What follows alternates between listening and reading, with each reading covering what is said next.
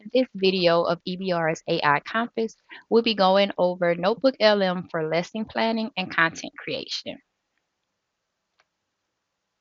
As always, we are the instructional technology team. So if you have any questions about anything that you hear or see in these videos and asynchronous lessons, please reach out to any of us and we will be more than happy to assist you in any way. All right, so for the objectives for today, we're going to build slides and handouts instantly using NotebookLM. I'll show you how to generate rubrics and we'll adapt one lesson for different levels. So, you have students that may be on the 8th grade level, but they are in a 10th grade class. So you're going to adapt those lessons for different levels and create one-click study materials that you can instantly put into your Google Classroom or share with your students so that they can study all of your materials without you creating it. So now I'm going to jump into the actual notebook. So this is the same notebook that we used in the first video. You see the chat is still here. All of the different things that we created, it's here in this notebook. And I even went in and added a few more sources. So if you haven't watched that video, go back and watch the video on how to create your notebook. Because remember, on this one, we're going to be moving from creating the notebook to creating materials. Okay, so the first thing we want to do is create a lesson plan. We have lesson plans, we have things that the curriculum gives us, but maybe we want to give something really specific to what we're teaching. We can just go in, come into your chat, and type something like use the curriculum guide and pacing guide sources, draft a 50-minute lesson plan for multi-step equations. I want a 10-minute warm-up, 20 minutes of instruction, and an exit ticket. So I would type all of that in right here in my chat. So after a few moments, NotebookLM will come in with my specific 50-minute lesson plan using all of my sources that I have here. Notice that it's not just pulling in random things, it's pulling in everything from my sources. And if you put your mouse over the little tab, it'll actually tell you where it is pulling it from. So tell you which source, and the sources are right over here. They're not numbered on the side, but that's the number. So source 1 would be that pacing calendar. If you source 4, is actually going to be the mathematical practices. So you can see your standards are here, your rigor is here, mathematical practices, everything that you put in, that's the only thing that is going to put out back to you. It's using specific terminology from the pacing guide, from Eureka Math curriculum guides, and is actually referencing where it got each one of those things from. So now I've read through this, I'm going to go back in and refine it a little more so I can put in add a teacher tip for common mistakes students make with negative signs. So if I type that in right here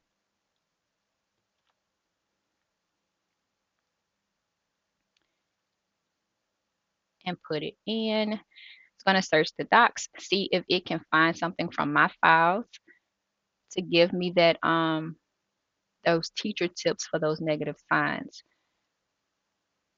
And then I can see where they're pulling all of this information from. You have your tip, you have examples. So anything that you need to make sure that your students succeed is right here based on the sources that you put in. So now you have a custom built plan that anticipates student struggle even before you even start the lesson. So if a student has this problem, this is what you can do. Again, this is AI, so always go back and read through it, check through it. Don't take exactly what they have and just spit it out to your students. Make sure that you review it, make sure that it actually aligns with what you put in and what you want your students to get out of it. And then if you really like it, you're going to click right here and save it to a note so that anyone that you give this lesson to. So if you share this with your students, they would have this as a note over in the studio. So they will be able to click on this and see those common mistakes with some examples in their version of this notebook. Over here, in the studio section, this is going to be your permanent workspace. You can edit this text, you can add your own thoughts, or you can even combine it with other notes later on. So if you have a note here, so if I click this note, I can go in, click convert to source, and you can see right here I did it twice, but it took this note that the chat gave me and it made it a source. So now when I ask questions to my notebook, it's also going to pull from this note that it created. So you can always convert any of your notes to an actual source. Remember, you can't put in more than 50 sources, but you can always go in and click on any of them, click those three dots, and then remove that source right on out if you don't need it. All right, so now I'm going to go back and click Studio again and look at some of the other things that my studio can create. So if you look here, this is what I've already created because it takes some time for some of these things to happen. So if you click on flashcards, it's going to use your sources over here and create a set of flashcards. So if I click the flashcards and I press the space to flip it over, it gives me the answer. So here I have my question. So I have the question that the students would read through. They can answer the question out loud and then hit the space bar, and then they have the answer to whatever that question was. If they needed to explain it further, they can click explain. And over here in the chat, it's going to read through that question, read through the answer, and it's going to go through and give you an explanation of what exactly that question meant. Okay. If I go back to Studio now, I've also gone in and I created a video overview of Algebra 1. So if I don't want to read through all of these different things, so that I can click on this video overview, and it's going to give me an overview of 8 of those sources. So before, when I clicked that video overview, I only had 8 sources in. And if you click plus, Hey, welcome to The Explainer. So, if you're about to start high school, Algebra 1 can feel it's going to go through and explain all of these different sources to you. I can do the same with an audio overview. If I don't want a video with graphics and a slideshow, I can just click on audio overview. And in a few minutes, I'm going to have an audio view overview that I can listen to in my car or listen to anywhere I want to. It's going to break down and synthesize all of this information into about an 8 to 10 minute video or 8 to 10 minute audio that I can listen to whenever I need to. Okay, so while that is generating, I'm going to come back over here and show you how you can go through and create rubrics based on your source. So I know when I was teaching, I always wanted to use rubrics to grade my students' work, but I hated to create rubrics. And most of the time, I would end up just using a very generic rubric that didn't really correlate to what I was teaching just because I needed the rubric and I did not have time to sit there and formulate the rubric. With NotebookLM, we can come here and we can actually create this rubric in a matter of seconds or minutes, right? So what we're going to do is select our source, define that task, set the scale, and set your standard alignment. It's going to read the sources and then it's going to spit out that rubric for us. So I'm going to ask it to create a 4-point rubric for a project on modeling linear equations. Align it with the state standards that you see in the sources. Because AI has already read these standards, it knows exactly which criteria I'm talking about. So I'm going to hit the arrow. And right here, I have my 4-point rubric for a student project focused on modeling real-world situations with linear equation, aligns with the Louisiana Student Standards for Math and the mathematical practices identified in my sources. So you can see it went through. It has my standards outline. It has the 4 points and everything is aligned with my sources, and I didn't have to sit there and try to figure out what to type into this rubric. Another great thing that you can do here is take those lessons or take one lesson and make it fit all of your learners, right? So you have students who need more help. You're always going to have students in your class that's going to need more help, or you're going to have students that need some type of enrichment.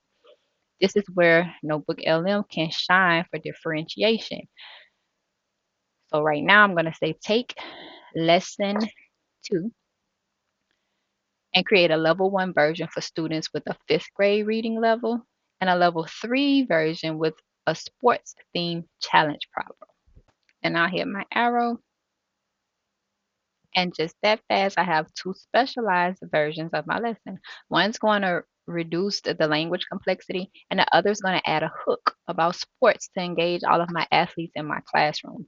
And this is hours of work that was done in like less than a minute.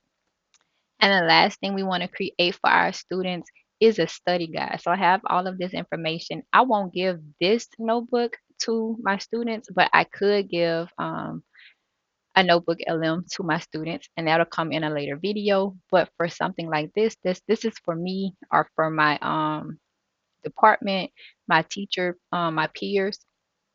We'll put in sources and have this information, but we wouldn't actually share this notebook with our students because this is our teacher guide, right? But with the teacher guide, I can go in and ask it to create a study guide. So I'm going to say generate a study guide based on these sources for my students. And just like that, I have my study guide here ready to give to my students. It has my key vocabulary. It goes through and tells you about the different pitfalls that you should avoid, so on and so forth. If I like this, I can keep it, save it to my notes. If I don't like it, I can go in and refine my prompt a little bit more. But I like this one, so I'm going to go ahead and click Save to Note. My note is here.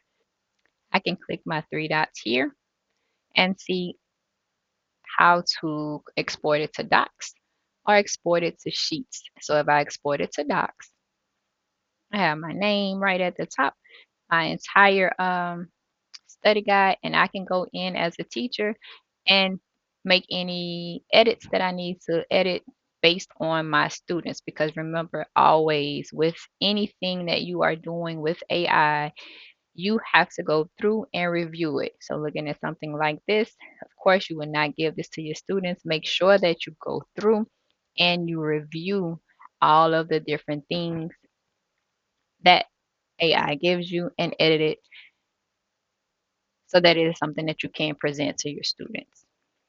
If you have the Chrome extension Equatio, that will help you a whole lot with changing these mathematical equations into something that your students can actually use.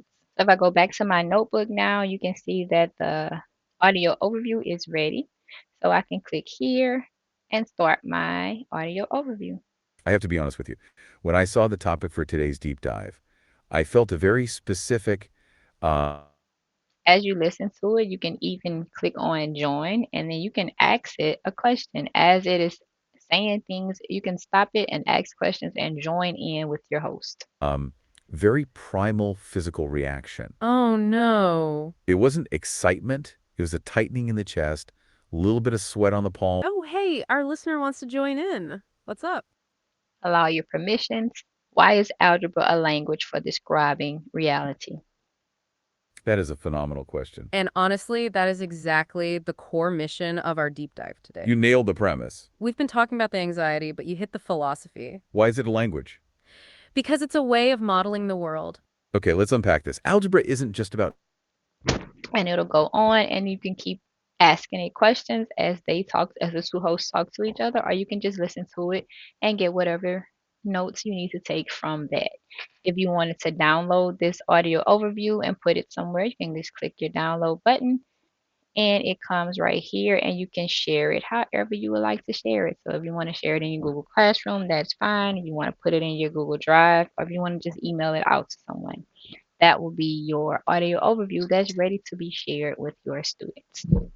Remember, as always, anything that you put into your AI tools, make sure that you critically examine all of those things and their outputs for potential biases. Never input any sensitive data, and always assume there is absolutely no privacy. So if you don't want other people to see it, don't put it into AI. If you have any questions about anything, as always, you can feel free to email any of us. Make sure that you review the full EBR AI guidance before you use any new platform, and always check the approved software list on the district portal.